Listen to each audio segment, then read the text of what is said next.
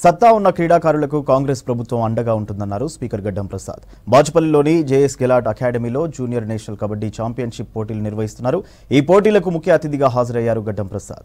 4 రోజుల పాటు నిర్వహించే పోటీల్లో 29 రాష్ట్రాలకు చెందిన క్రీడాకారులు పాల్గొననున్నారు. క్రీడలకు ప్రాంతాలు, రాజకీయంతో సంబంధం ఉండదన్నారు తెలంగాణ కబడ్డీ అసోసియేషన్ అధ్యక్షుడు కాసాని జ్ఞానేశ్వర్. 30 టీములు భారతదేశం నుంచి రావడం చాలా గొప్ప విశేషం. ఇది ఎందుకంటే పెద్దలు జ్ఞానేశ్వర్ గారికి మనస్ఫూర్తిగా అభినందిస్తున్నాను. ఎందుకంటే భారతదేశాన్ని మొత్తాన్ని ఇవాళ బాచుపల్లిలో పెట్టింది. అన్ని ప్రాంతాల నుంచి వచ్చిన వారిని ఇవాళ బాచుపల్లి లోపల కలిపి పెట్టడము ఇది చాలా గొప్ప విశేషమైన విషయంగా నేను భావిస్తూ, మరి అదేవిధంగా ఇప్పుడున్న ప్రభుత్వం రాష్ట్ర ముఖ్యమంత్రి రేవంత్ రెడ్డి గారి నాయకత్వంలో 30 టీములు భారతదేశం నుంచి రావడం చాలా గొప్ప విశేషం. ఇది ఎందుకంటే పెద్దలు జ్ఞానేశ్వర్ గారికి మనస్ఫూర్తిగా అభినందిస్తున్నాను. ఎందుకంటే భారతదేశాన్ని మొత్తాన్ని ఇవాళ బాచుపల్లిలో పెట్టింది.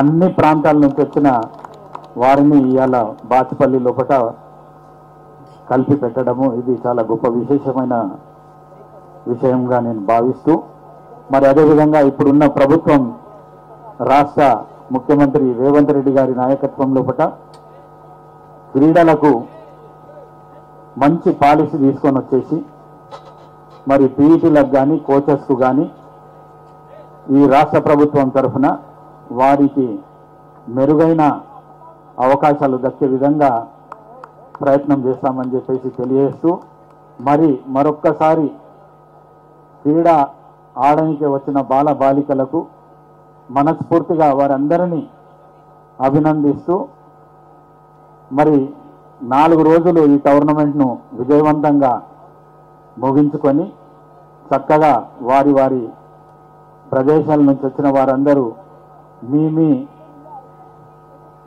రాష్ట్రాల్లో జరుగుతున్న విషయాలు మాట్లాడుకొని మరి మీరందరూ కబడ్డీని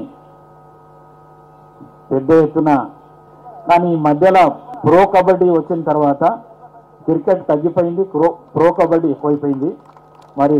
మరి అందుకే ఇవాళ ప్రో కబడ్డీ మీద చాలా పెద్ద ఎత్తున అందరూ చాలా అభినందిస్తున్నారు. మరి దాన్ని పూర్తిగా వచ్చిన టీమ్స్ అన్ని సద్వినియోగం చేసుకోవాలని చెప్పేసి కోరుకుంటూ, మరొక్కసారి కాసాని జ్ఞానేశ్వర్ గారికి మనస్ఫూర్తిగా ఇట్లాంటి కార్యక్రమాలు చేస్తున్నందుకు ఎల్లవేళలా వాళ్ళ కృషి ఉండాలని చెప్పి తెలియజేసుకుంటూ, రాష్ట్ర ప్రభుత్వం తరఫున వారికి మరొకసారి అభినందనలు తెలియజేసుకుంటూ సెలవు తీసుకుంటున్నాను. మీరు బాగా గమనించాలి, క్రీడలు అనేది అన్ని వేళ్ళలో మీరు నిరంతరం ఆడుతూ ఉంటాం, కానీ వాటి వల్ల ఏ ప్రాంతంలో ఏం జరిగిందనేది జ్ఞప్తికొచ్చే విధంగా ఈ యొక్క ఆట పోటీలు ఉంటాయి. మీరు బాగా చూసినట్టయితే గతంలో ఏషియన్ మహిళా షిప్ కానీ టోర్నమెంట్ కానీ గచ్చిబౌలి టోర్నమెంట్ కానీ వీటినన్నిటికీ కూడా ఓ చక్కటి హైదరాబాద్ అనేది పేరు రావాలి. హైదరాబాద్ మీద క్రీడాకారుల యొక్క భవిష్యత్తుతో పాటు అందరూ కూడా నిరంతరం జ్ఞప్తి చేసే విధంగా ఉండాలి.